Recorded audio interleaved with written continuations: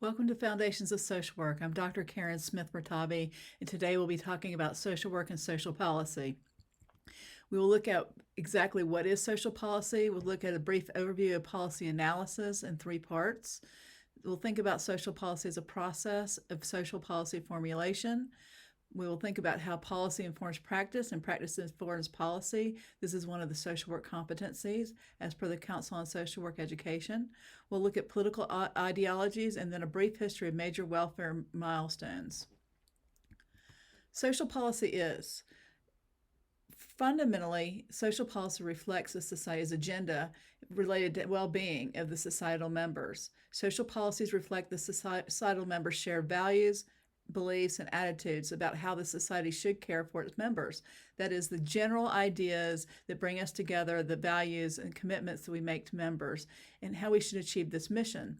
Social welfare policy directs the formulation of social welfare laws and shapes the design of social services programs. Fundamentally, social policies are principles, these are rules, and courses of actions that influence the overall quality of life, as well as the circumstances of individuals and groups in their social relationships. Typically identified with government, mental, or public policies. Ideally, social policies redress inequalities in some social institutions and improve the quality of life for those who are disadvantaged and improve assistance to those in need. Social policy formulation. Our authors provide us a way of thinking about social policy formulation as social workers work in a range of tasks of gathering information and implementing social policy. And that is, we identify the problems that affect the social functioning of the people we serve. We then define the problem, always recognizing it as a public issue. We analyze findings and confirm the evidence of what we suspect to be true. Then we provide the information to the public. We're always thinking about alternative solutions, and we also work to prepare the initial policy statement with identified goals. We develop supportive organizational structures and political relationships to inform and realize new social policies. We legitimize policy efforts through public support. We construct the policy and/or program design, and we implement and assess the social policy. So as we think about social policies, the authors have provided a framework for analysis. And part one of this framework of analysis is quite simply policy specifications. We always look for the detail of the history of the policy under the study is related to the policy. History is always important to understand where something comes from.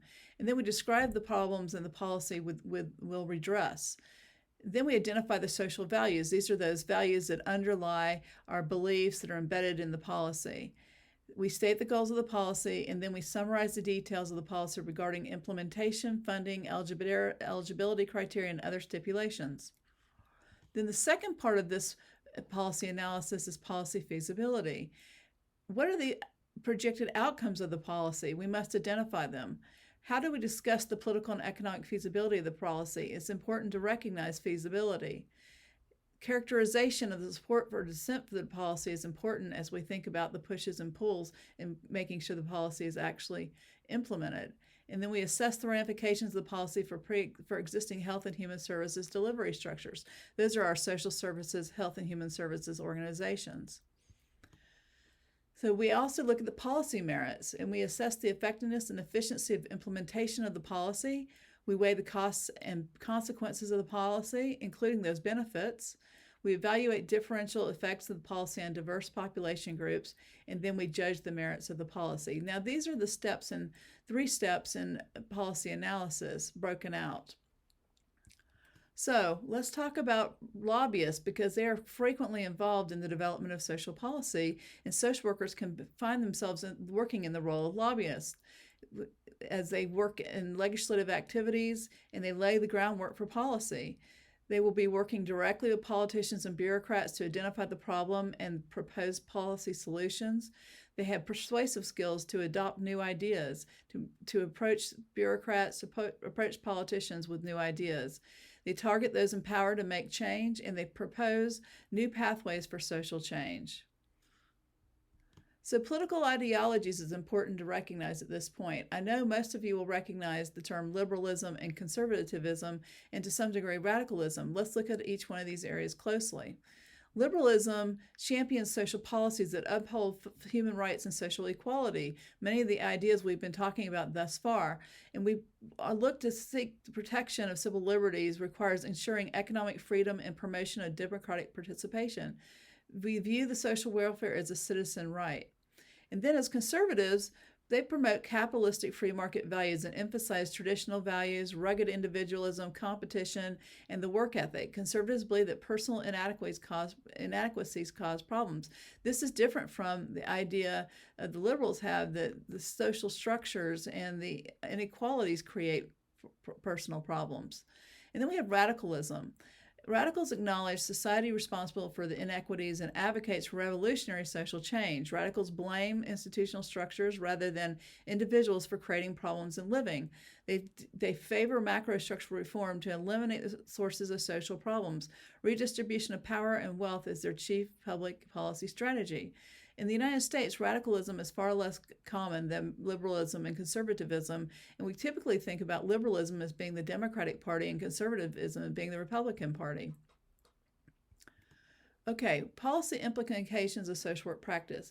By now you know that one of the core competencies is that policy informs practice and practice informs policy. And here the authors give us a graphic. And think about where we start. We start with practice at the very top and between the client and social workers in the context of agencies and organizations. We have our fields of practice in our social services systems, within welfare institutions, and then the greater society as well as the global. These are nested systems. They may look like they're boxes, but I prefer to think of them as circles being nested. But remember, practice informs policy and policy informs practice, one of your social work competencies. So let's look at the history. This is the brief history, and it's important to know as we start with the New Deal programs. With the Great Depression, massive unemployment, homelessness, poverty, and exhausted state and local resources occurred after the great stock market collapse. This was the great collapse, a crash in which left many people destitute, many people hopeless, looking for housing, looking for opportunities because employment and housing became very scarce. People lost everything. And in order to promote recovery, President Hoover, who considered himself a self-made man, promised that things would make a change. Rugged individualism as the view of conservatism, Hoover saw self-help as a moral issue. He rejected the idea of federal government aids to individuals.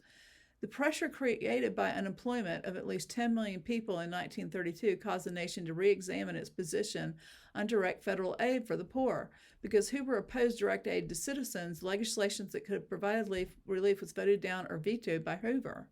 However, by the time the Roosevelt administration came along, things changed. As Hoover favored loans for businesses and opposed direct aid for the poor, Roosevelt took a completely different approach. He stood in an opposite view. He set forth to distribute as much money as possible to as many people as possible. He changed the focus of direct aid from a private to public responsibility of humankind and well-being for others. He believed in responsibility of humankind for well-being of others. Public assistance was viewed as a matter of justice, not charity, not a moral failing as Hoover believed. New Deal programs were developed during the Roosevelt administration, and the Works Progress Administration in particular matched the unemployed and their skills with jobs specific to their talents. A social worker, Henry Hopkins, oversaw the Works Progress Administration, and it was a goal to provide jobs rather than charity. Then, probably really the most remarkable bill to be passed in terms of our views as social workers was the Social Security Act of 1935. Roosevelt introduced the Social Security Bill, the first federal aid program to address social economic security and American citizens comprehensively. The Social Security Act made a significant contribution to realigning public responsibility and gave birth to the welfare state. As national policy, the federal government, with the Social Security Act, acknowledged citizens' entitlements to welfare, and these are entitlements to welfare, and assumed major funding responsibility for the welfare of U.S. citizens. Social workers, especially Harry Hopkins and Secretary of Labor Francis Perkins, played key roles in the development of this legislation. This brings us to the ideas of the worthy and unworthy poor. While Social Security was recognized as important, there was controversy, and the worthy poor were people who were viewed to be frail, elderly, or disabled. And that was an agreement that society made, that agreement, those underlying values, that there were people who were worthy of help. Although cost was always criticized, it remains criticized today. Unworthy poor, as was the opposite, are seen as people who fail to work. These are able-bodied adults, and families that are receiving public assistance are frequently criticized. They are seen to be able to work and should not become dependent on government monies. Again, this is the idea of a moral failing. This is the idea of conservatism, that people are not worthy of help because they're able-bodied. Great Society Programs, a welfare rights initiative. Affluence in the decades preceding the 1960s hid from the nation a growing number of people in the other America. Those are people in poverty. Public officials, for the most part, ignored the social and economic plight of these people. However, political and social unrest marked the 1960s. The civil rights movement led to the demands for changes, and policymakers identified several social problems as root causes of poverty. War on Poverty programs of the Kennedy administration and the Great Society programs focus on the root causes of poverty, including racial discrimination, inadequate education, poor health, unemployment, and erosion of civil rights. Then we have a movement towards new federalism, because the liberal programs of the 1960s were short-lived.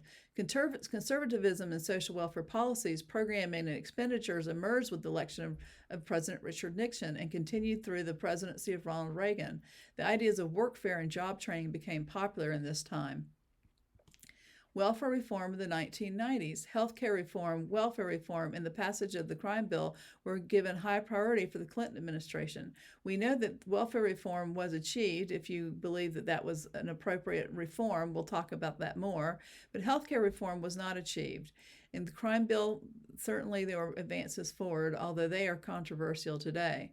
Welfare reform legislation was set to, quote, end welfare as we know it during the Clinton administration. And they moved from a public assistance programs for aid to dependent children, families and children, from the federal government to state-level programs of temporary assistance for needy families, giving states greater latitude in designing their public assistance programs. Purpose of the temporary assistance to needy families. The express purpose of it is to provide assistance to needy families with children so that children can be cared for in their own homes, to reduce dependency by promoting job preparation, work and marriage, and to prevent pregnancies outside of marriage, and to support two-parent families.